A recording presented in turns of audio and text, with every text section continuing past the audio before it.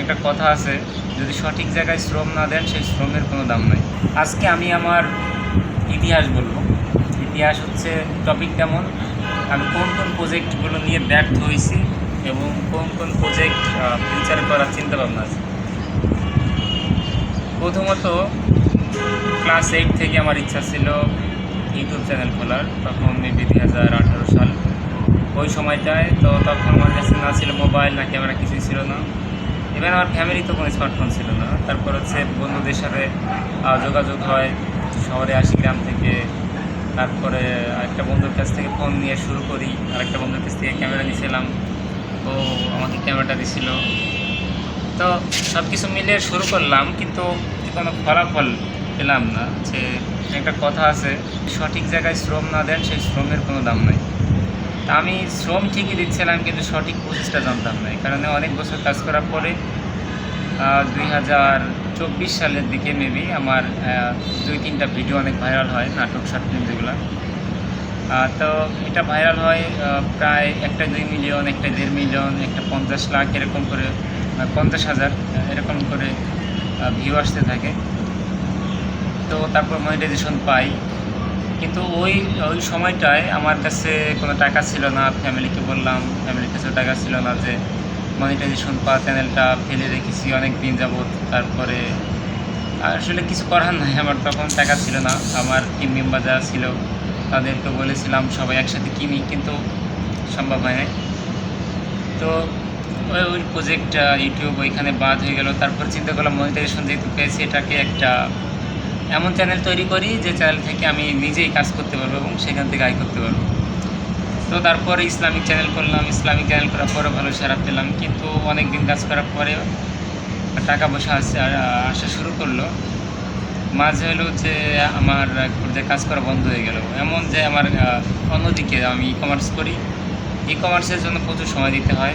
আমার বড় ভাই সে সব পছন্দ করে না, ভিডিও করা করতেছি সেটাও লুকায়া, কারণ সেগুলো পছন্দ করে না, কেন জানি না। এক একজনের এক একটা প্যাশন, জানি না তার কে ভালো লাগে না, আমার কাছে ভালো লাগে। তো আমি তারপরে বাদ দিয়ে দিলাম। তারপর শুরু করলাম ইসলামিক চ্যানেল। ইসলামিক চ্যানেল পরে এক সময় দেখা গেল যে একটা রিপোর্ট করলো চ্যানেলে, সম্পূর্ণ এআই দিয়ে ভয়েস তৈরি করার জন্য। আবার পিকচার বা ভিডিও বলেন সেটাও এআই দিয়ে তৈরি করতাম, এবং টোটাল সব কিছু এআই দিয়ে ছিল চ্যানেলটা। এরপরে হচ্ছে বাদ দিয়ে দেওয়া, ওই চ্যানেলটা বাদ দিলাম। এখন হচ্ছে নতুন করে এটা শুরু করলাম যে ব্লগ করবো, এবং ব্লগের টপিকটা থাকা উচিত, টোটালি একটা টপিক থাকা উচিত। এই টপিকটা হচ্ছে এমন যে আমি শুধুমাত্র যা করি সারাদিন এটাই বলবো এরকম না, আমি একটা উদ্দেশ্য সামনে নিয়ে তারপর হচ্ছে এগোবো। এখন আমার উদ্দেশ্য হচ্ছে, মানুষের উদ্দেশ্য একটা কমন উদ্দেশ্য সবারই থাকে, সেটা হচ্ছে আয় করা। আমার একজন টিচার আছে, তিনি বলেছিল ভার্সিটিতে, যে কাজটা তুমি কালকে করবা সেই কাজটা তুমি আজ থেকেই শুরু করো। অর্থাৎ যে কাজটা তোমার কালকে করতেই হবে, মানে করতে হবেই তোমার, অর্থাৎ আয় বেঁচে থাকলে করতে হবে, ইনকামের একটা পথ লাগবেই, সেটা আজকে থেকেই শুরু করে দাও। তো এই কথাটা খুব ভালো লাগলো।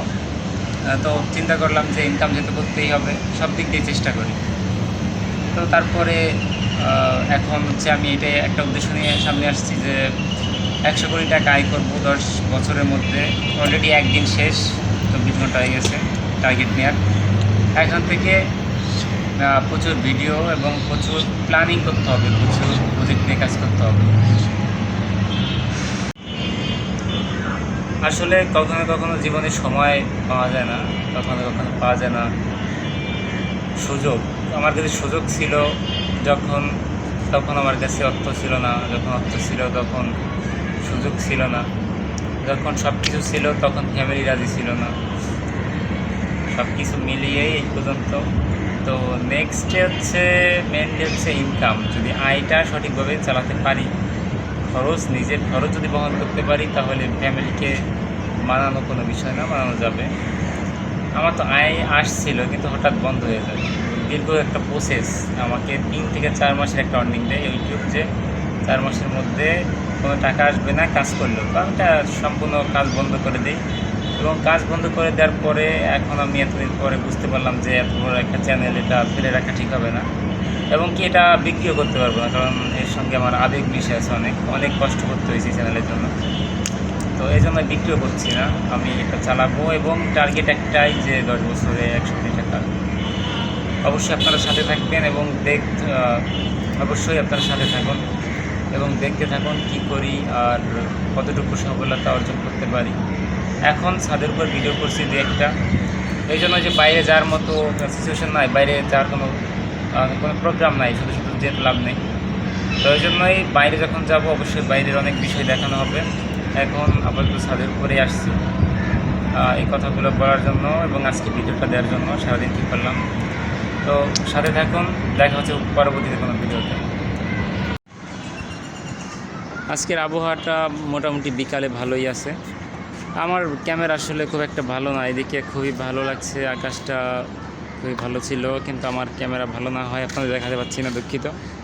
এই হচ্ছে আমার চাচাতো ভাই, ওকে আমরা রাফাউল বলি, আর্জেন্টিনার কঠিন ভক্ত তিনি।